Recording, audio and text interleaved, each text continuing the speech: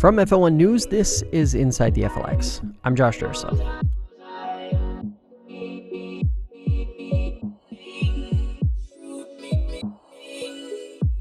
Today we begin election season coverage. Yes, the calendar says August, but it's a big year for local politics. We'll be going one-on-one with candidates and elected officials all summer and fall leading up to Election Day 2019.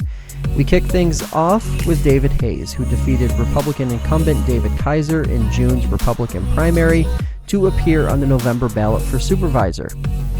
Romulus has seen its share of controversial issues over the last 2 years with the proposed incinerator, which was recently defeated, as well as ongoing development of the former Seneca Army Depot. David Hayes is in studio with us today, and we're talking about those things and many, many others, including his desire to see new, different ideas brought to the Seneca County Board of Supervisors, as well as the town of Romulus. Today's episode is brought to you by Herman Brothers Furniture Store. Tired of the big box approach to furniture shopping? Stomp in to Herman Brothers Store located in downtown Lyons and see how they've been doing it since 1945. Herman Brothers carries one of the largest selections of furniture, appliances, and mattresses between Rochester and Syracuse. And even better, Herman Brothers services all of the furniture and appliances they sell. It's the honesty, integrity, and reliability that they've been delivering for 74 years. Stop in, shop online, or give Herman Brothers a call to learn more about their low prices, free layaway, interest-free financing, and no credit needed financing. They even offer same-day or next-day delivery in most cases. Visit HermanBrothersLyons.com or call 315-946-4831 today. All right, David Hayes, welcome to the program. Thanks for being here. Thank you, Josh. So, first question is obviously the big one. What was it that made you want to run for town supervisor? Well, some of the stuff that I was hearing from some of the other constituents in the town was that they weren't getting they weren't being what they felt was being heard. They weren't being communicated. Communication between the supervisor and the residents. Sometimes residents can be difficult. And the fact that they keep harping on the same question that you could answer 15 times for them, but to not respond, I didn't think was right to the residents.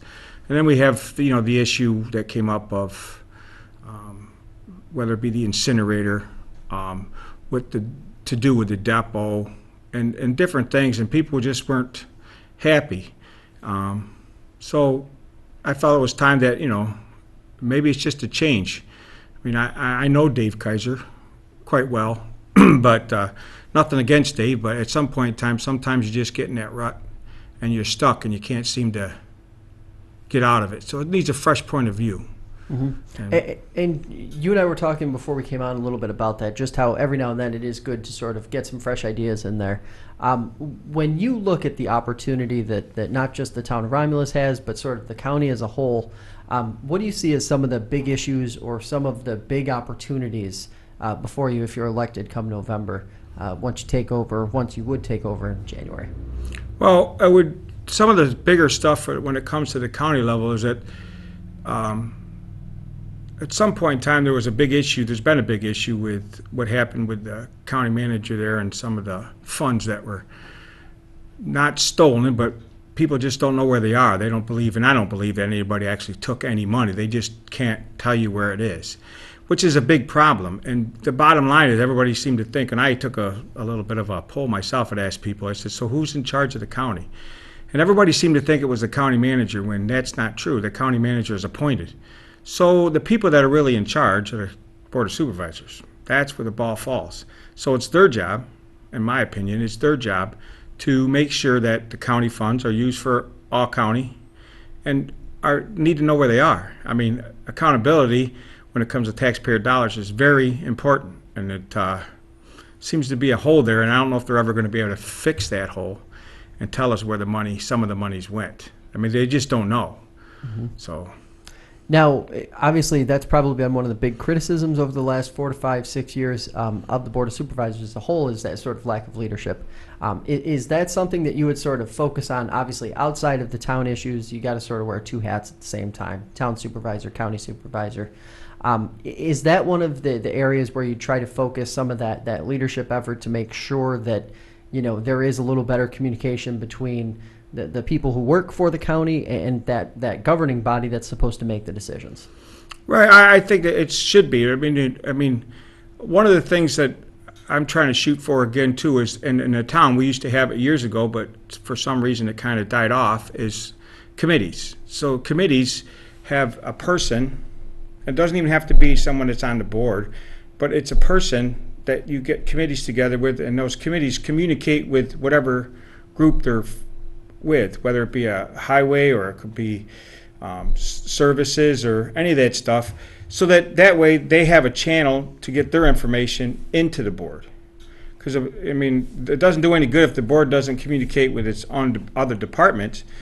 Somebody has to bring that information back, whether it be a board member or some kind of a committee, so that information comes back to the board. So the board has information that's from every department to see how it's going.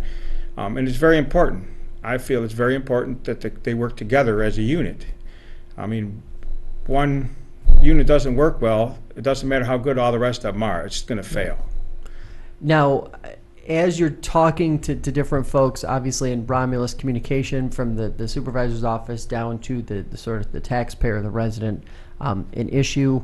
Obviously, there have been a couple bigger issues in the last 2 to 3 to 4 years. First, the sale of the depot, and then obviously the circular enerG proposal to place a $365 million incinerator on the depot. Obviously, these issues sort of overlap between Romulus and Varick, but they're countywide issues as well because of how much property and how much real estate and the impact we're talking about. So, looking back at sort of both of those scenarios that played out, now we sort of see that the incinerator looks more or less dead now.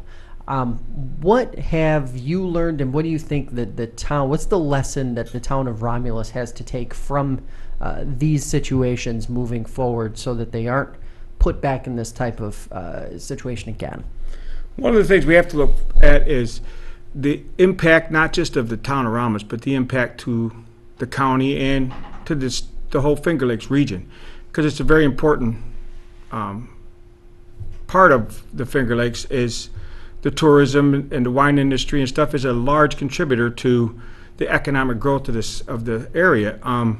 So one of the things we have to be cognizant of at all times is the environmental impact anything's going to have.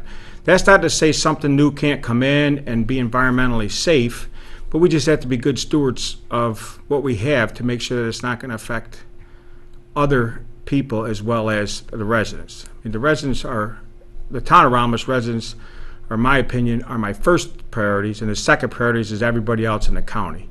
But I wouldn't want to do anything that would hurt the residents in the town of Romulus as well as the county, or even farther reaching. But. Mm-hmm. And do you think that this is sort of the case study, at least most recently with the circular energy proposal, the case study for seeing more collaboration between different municipalities, even those outside the county? There seemed to be almost a universal opposition to the incinerator. Is that sort of a blueprint for what we need to see more of? More working together across county line, across town line, to sort of work and form this broad coalition that can push the whole region forward, not just individual places. Right, and I believe that's true, that we need to, collaboration, the larger the collaboration is in the group, the more effect you have on the whole, because of the fact that you don't have a piece that's off to the side that's isolated itself and has no longer part of the bigger picture that everybody, it's just that people have to be on the same page when it comes to what they want, and whether it be a good thing or a bad thing, but you have to be together. It has to be a united front to show that it's just not going to be something that you're going to do. Obviously the more people you have, the stronger you look, the more you're going to get your point across, and the less chance you're going to have of somebody coming in and just be able to walk over top of a town and try to get what they want, because they can, buffalo you with some kind of stuff, and you just think that's great. Next thing you know, you're too late, you're too far into it, and it's too late, and now you try to get back, and it's not good. How do you assess sort of striking that balance between economic development and preserving the environment and bringing in quality jobs and sort of all these different things that folks are very, very worried about, especially in rural communities where, keeping and maintaining jobs and good jobs that pay well is probably the biggest priority and the biggest challenge simultaneously. Well, preserving jobs is always an important issue. But the biggest issue, the one issue that can't ever be overlooked is safety for the community and for the environment. So no matter how lucrative a job looks, if it's not safe, it's only a short-term thing. It's eventually going to go away because it's unsafe. So it'll either get shut down one way or another. So what you think you're going to build on will just collapse in the end. Short-term is never a good goal for a short-term investment. You want the people that come in, you want to attract them with, knowing that if they bring their business here, that you're looking for a clean business, or you're looking for a business that is environmentally safe, that bring in those jobs. Environmentally safe company is going to stay here. I mean, they're not going to be going anywhere. Why would they want to go someplace? And if somebody's doing something they're not supposed to do and they're just trying to shovel it in, it never lasts. It'll always fail. What you have to look for is those. Make sure that the most important is make sure that it's safe. After that, it's on case based, per case based. What do we got to do if a business is talking about leaving? What do we got to do to make you stay here? What is it you're looking for? And see if we can't come to some kind of a compromise. Everybody has a compromise somewhere. I mean, there's always those few here and there that say, nope, that's it, I'm done, I'm out. Okay, those are the ones you can't save. But the ones that have a little bit of doubt, you can always turn that doubt into a positive thing. It's just that you have to figure out what that doubt is about and what you can offer them to bring them to the side, right? I don't know what it is. Every case is different.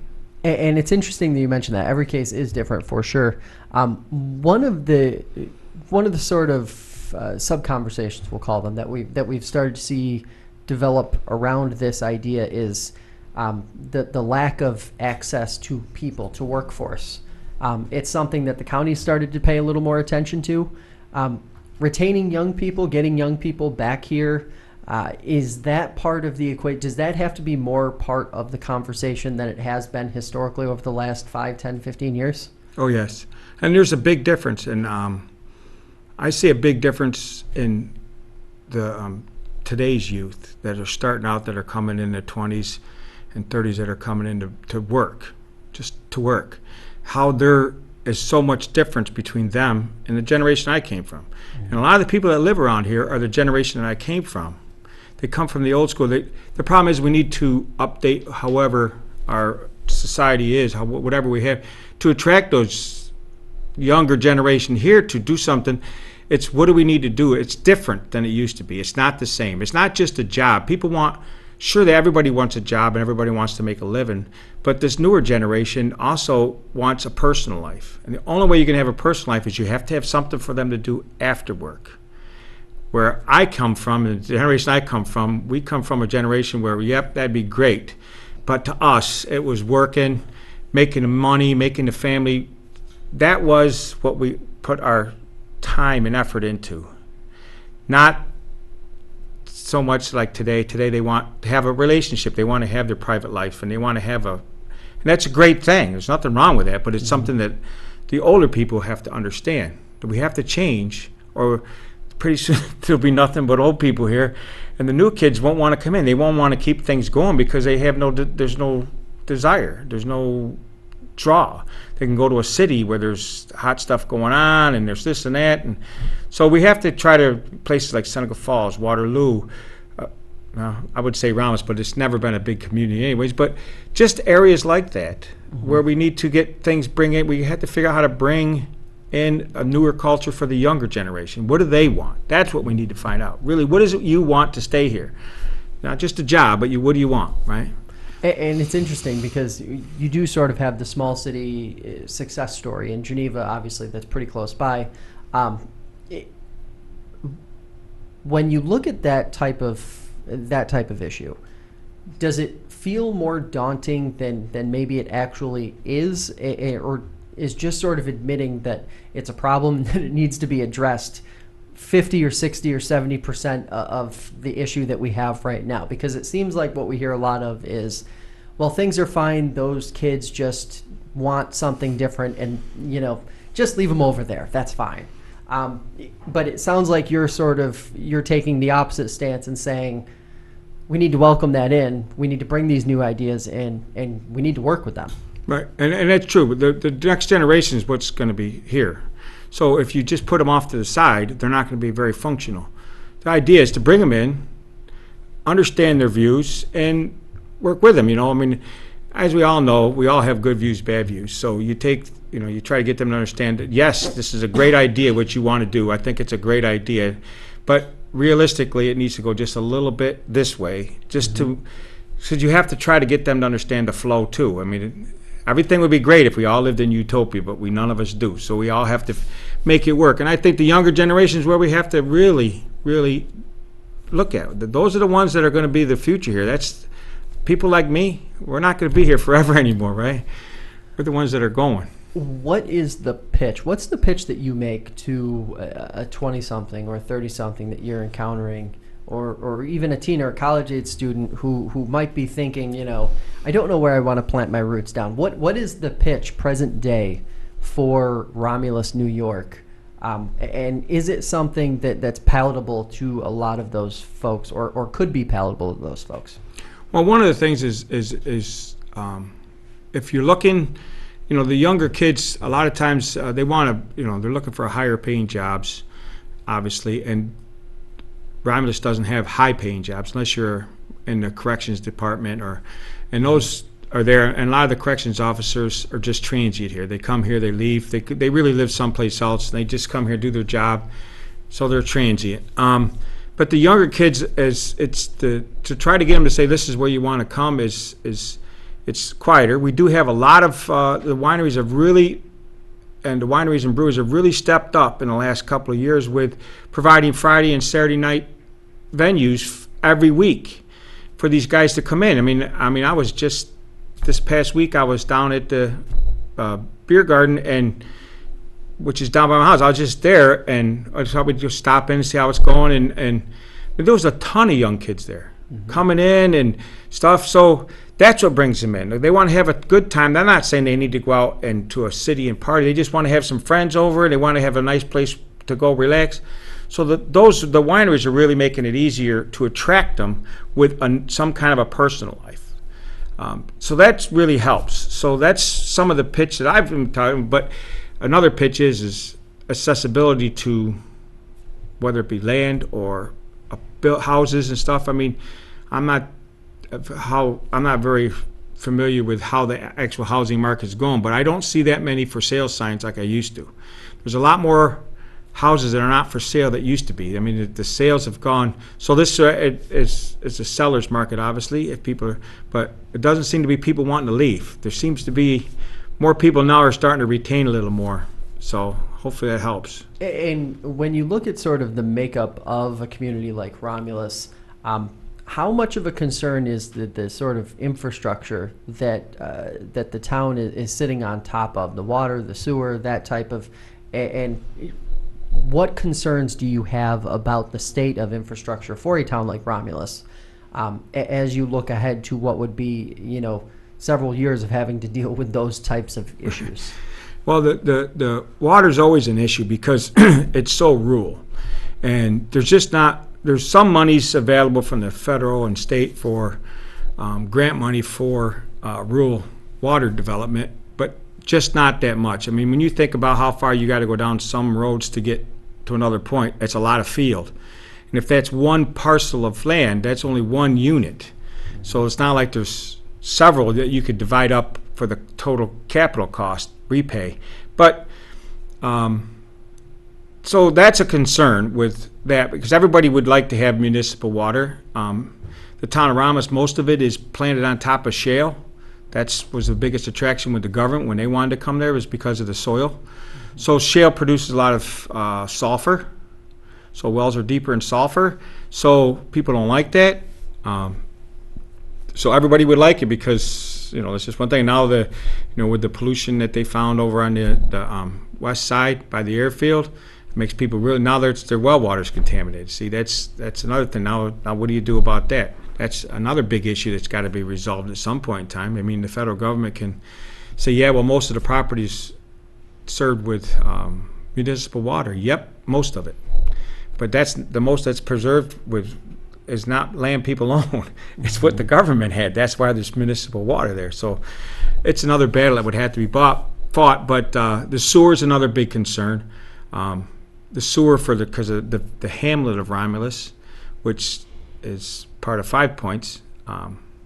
That's another issue that they're working on now. They did propose between that and Willard to join the 2 sewers into 1 consolidated sewer district, which was no way those people could afford. There was just no way the residents could afford that extra $1,000 a year in their taxes just so they could have sewer. And then their sewer rates were going to go up besides.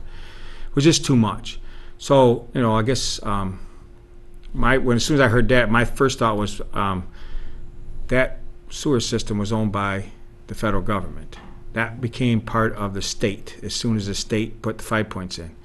So it would seem to me that the state owns it. So if it's not up to par, it would be the state's issue, not the town's issue or the county's issue.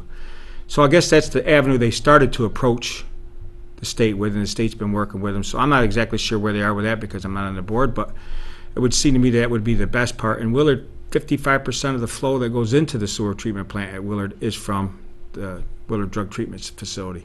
So it seems to me the state needs to step up to the plate and pay for to bring these plants, help bring these plants up to today. It shouldn't be just on those people that outside use it, because there's not enough and outside people that use it compared to what the state uses them. The state's the major contributor to both of those plants, so they should be the ones that should take care of it. And then if that's the case, if that can be brought that way, then I would also would suggest that maybe we, instead of turning off the old sewer treatment plant at Hillside, leave it functional so that it's easier to bring somebody else in if there's a functioning sewer treatment and municipal water and functioning. But obviously if the taxpayers have to pay, or the users I should say, have to pay that in their taxes to pay that off, that's a large portion they have to pay for maybe we could get somebody in better. So that would be not as probably as a good idea as if we got the state paying most of their part, like what they use most of. That would help offset that cost so that maybe we could keep it going and redo that plan as well and keep it up so that it's hard to attract a company in if you don't have, well, sorry, you're going to have to use a septic system. And they're like, well, we don't want to maintain that. And okay, so I'm really glad that you brought that up, because that is one of the things that we see and hear the most from that sort of vocal contingency that says, wait a second, it's 2019. If you don't have it, you have to at least be thinking about it and have a plan, or at least be trying to come up with a plan to provide these basic municipal services so that businesses and economic development and all these other things can actually happen. It sounds like what you're saying is that there needs to be more force from local municipality to county to state to say, this is your responsibility, you have put this burden on us, and you are the primary user of this, so help us accomplish X, Y, and Z. Is that sort of the tact and the direction that you'd like to see Romulus and the county take? Yeah, exactly. Because of the fact that, it's easy for the county to just say, well, it's not our problem, really, because it has nothing to do with anybody other than Barrick, Romulus, Ovid, and Lodi. Those are the ones that are affected by it. Yeah. The rest of the county, so it's like, hey, it's not our problem, it's your problem, really, because your residents have to pay for it, which is a sad thing to say because those residents still pay county taxes. So, but it should be looked at as who is the largest user of it. And you gotta remember, both of those plants were put in originally, all 3 of them actually were put in originally by the government, whether it be the state or the federal government, put them all in. They were never put in by the users. They never put them in. Those treatment plants were put in at the depot, at Hillside, and Willard were paid for by the government. The government paid for. So now, granted, they're used by other people as well. They tied into the system, and they paid to tie into the systems. But what happened is they did these biggest users, which at one point in time the state wasn't there yet. So the biggest users weren't the state. But when the state moved in and started using those same facilities, they became the major contributor, just like the federal government did, and the state did when the Willard Psychiatric Center was running. So why would the state all of a sudden not have to pay the majority of the bills to fix it? I mean, it just seems to me as common knowledge or common sense. Maybe common sense is not a good thing to bring into politics, but it would seem to me that the state, you use it as much as more than anybody else. So maybe there should be some, you should step up to the plate too. It's your turn to step up to the plate. The taxpayers have done it. And one of the essential services that we always hear people talk about, and we were talking a little bit about this before we came on, internet access, broadband access, however you want to chop it or carve it or call it. How important is that, even for rural communities like Romulus, to have solid broadband or internet access, so that these modern day employees, even some of the estimates say that 40 to 50% of the workforce in 10 years is going to be remote workers, so that those folks can settle in a place like Romulus, even though direct contact to an employer might not be 30, 40 miles away.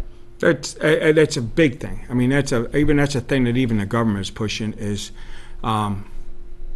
broadband for everybody with a minimum of.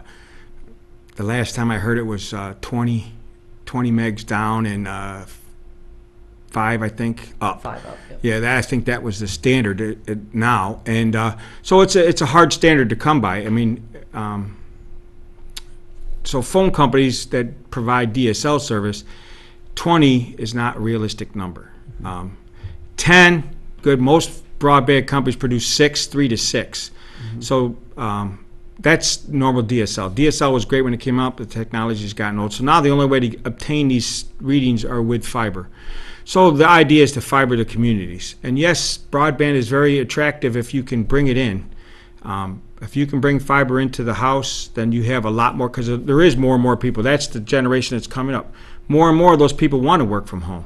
They don't want to have to go to an office building every day. And it would be really nice if you could have an area where, okay, we have a lot of people that are working, that live here, that make good money and spend their money, but they don't really have to go anywhere to work. They can work from home. That makes a huge difference. Then your community starts to change. It can stay the way, it can look kind of like it does today, because there's no need to have large buildings and stuff to house these huge businesses. You can get just the same workforce and they're working out of their house.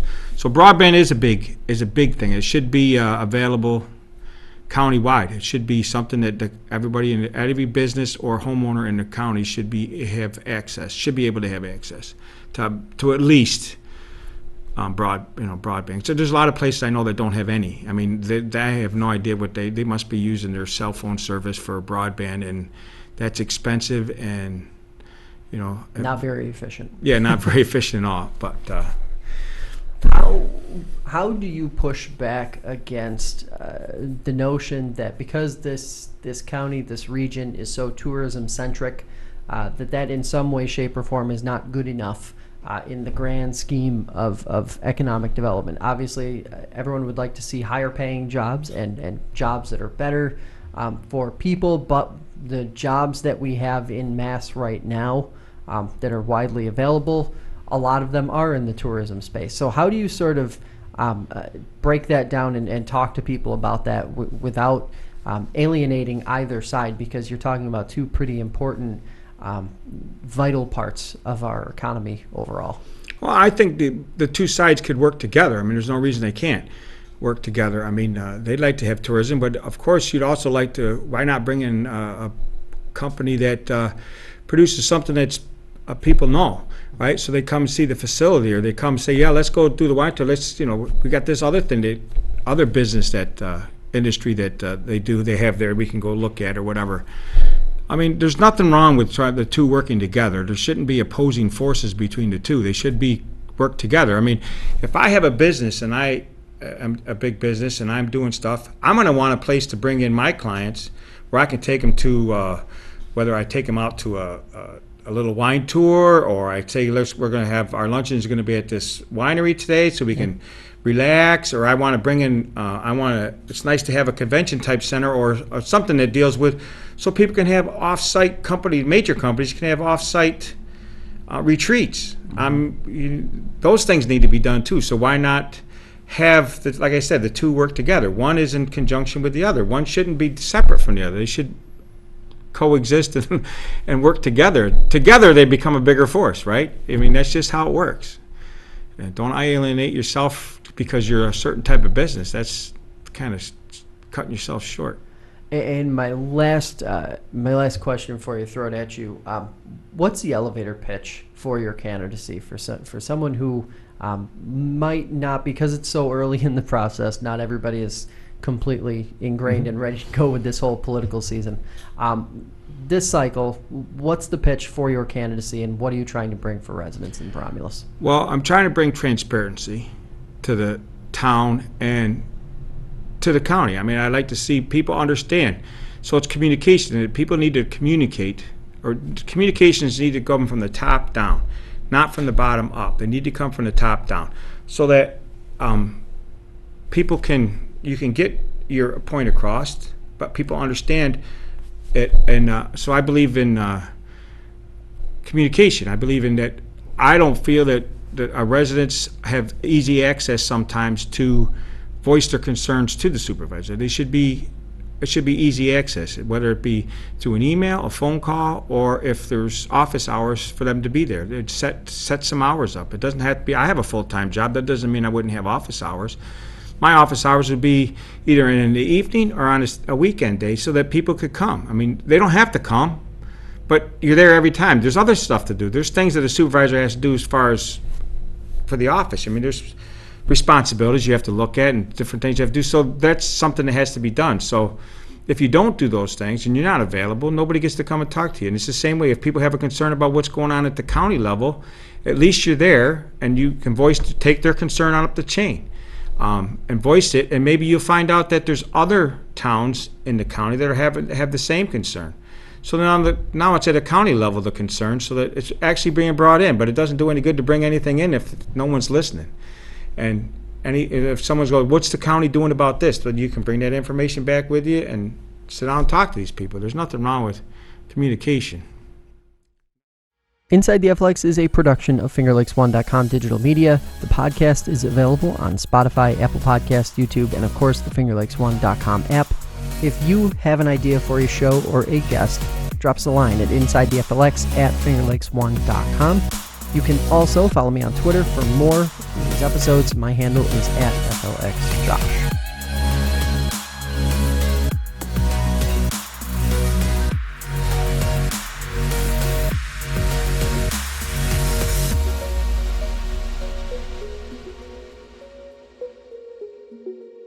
Finger